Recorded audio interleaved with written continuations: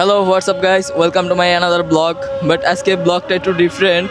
আর আমার ব্যাটারি লো, কারণ কি আজকে ফার্স্ট রোজা আর সূর্য মামা ভালো একটা খেলা দেখাইছে প্রথম দিক থেকে। তো আজকে দেখতেছো রাস্তায় মোটামুটি জ্যাম ছিল ওই সাইডে, যেটা ছাইরা গেছে গা।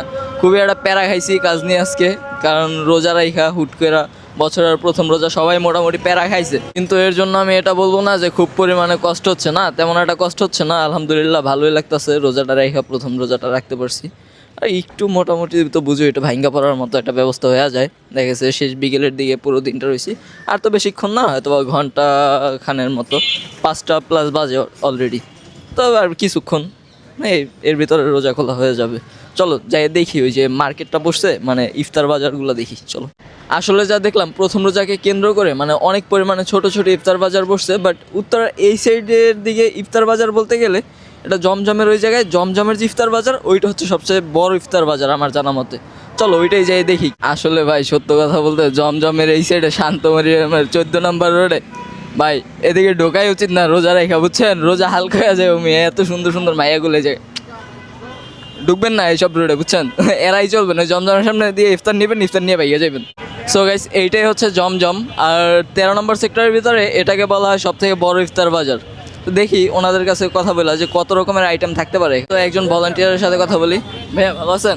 জি, মানে আপনাদের এটাকে তো বলা হয় ইফতারি বাজার, সব থেকে বড় বাজার বলা হয় 13 নম্বর সেক্টর। জি জি। আপনাদের এখানে কত রকমের আইটেম আছে? আমাদের এখানে 50 রকমের আইটেম আছে।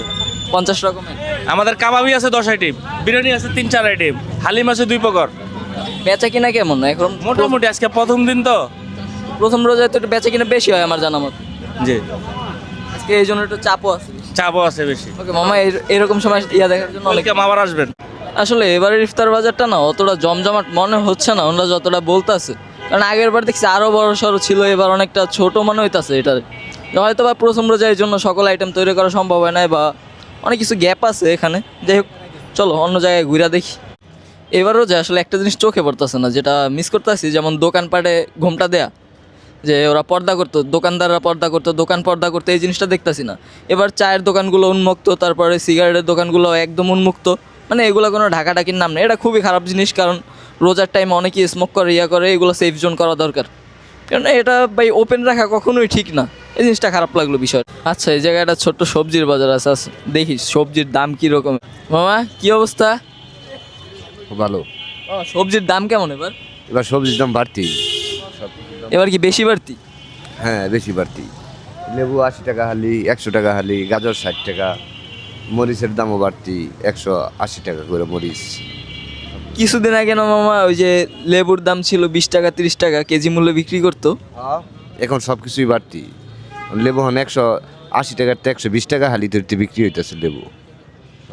আচ্ছা আসলে যে এই রোজার টাইমটাই শুধু এগুলোর দাম বাড়ে, এগুলো কি সিন্ডিকেট হয় কোনো? আর কয়েকদিনের মধ্যে তো সব কমে যাবো। প্রথম দিক দিয়ে একটু চাপ বেশি থাকে না? হ্যাঁ সব কিছু চাপ বেশি থাকে। এটা মনে হয় যারা মজুদদার ওরা এই কাজটা করে। হ্যাঁ ঠিক আছে, কিন্তু এটা কিন্তু মামা ঠিক না, তাই না? এটা তো আঙ্গুর করার কিছু না, আঙ্গুর সব কিছুর দাম বাড়তি দিয়ে আঙ্গুর লাগে। আসলে দেখা গেল কি আমরা সবসময় যে খুচরা ব্যবসায়ী ওদেরকেই গালি দেই যে তোরা এরকম করলি কেন রোজার টাইমে। আসলে ডাকাতিটা করে কারা জানেন? যারা উপরে আছে, ওদের মজুদদার যারা মেইন গোড়ার যে ব্যবসায়ী ওরা এই কাজগুলো করে। আর হচ্ছে ভাই খুচরা ব্যবসায়ী, পেটে ভাতে ওই দিন বেচে দিন খায়, এরকম অবস্থা অনেকের। আর অনেকের বেচা কিনা ভালো হলে টাকা আয় রোজগার বেশি। যদিও হ্যাঁ রোজার টাইমে সবজি টবজি যেটি পয়রা থাকে না, বেচা কোনো রকম হয়ে যায়। কিন্তু এটা ওনাদেরকে বইলা কিছু লাভ নাই, এটা গোড়াই গলত। এগুলো সরকার চাইলে ঠিক করতে পারে, সরকারের উদ্যোগ নেওয়া দরকার এটার। আর রমজান মাসের কিছু রোজাদার আছে যাদের রোজাটা হয় ঠিক ওদের মতো, মানে তারা পুরো দিনে খাবে না আর নামাজও পড়বে না, বাসায় শুয়ে বইয়া কাটাইবে, এক জায়গায় বইরা থাকবো। ওরাও কিন্তু খায় না আজকে পুরো দিন, কারণ মানুষ যখন খায় তখন ওই থেকেই কিছু না কিছু ওরা পায়, তখন খায়। ওরা ভাই ওই ভোর রাত্রে মনে হয় খাইছে কিছু, আর একদম সন্ধ্যার পরে খাইব। অনেকের মনে হইতে পারে যে গাইস আমি কাজ কাম সব কিছু বাদ দিয়ে এবার ব্লগ বানাইতেছি। এমন না, আমি আমার কাজের ফাঁকে ফাঁকে ব্লগ বানাইতেছি আর ভিডিওগুলো শর্ট করে করতেছি। দেখতে পারছো পুরো ভিডিওটাই শর্ট ছিল বলতে গেলে। আর তোমরা অবশ্যই নামাজ পড়বা, সবাইকে নামাজের দাওয়াত রইল, কারণ রোজারাই খালাপ নাই যদি নামাজ না পড়ো। একদমই নামাজ পড়বা, যতটুকু পারবা পড়বা, কাজের ফাঁকেও পড়বা।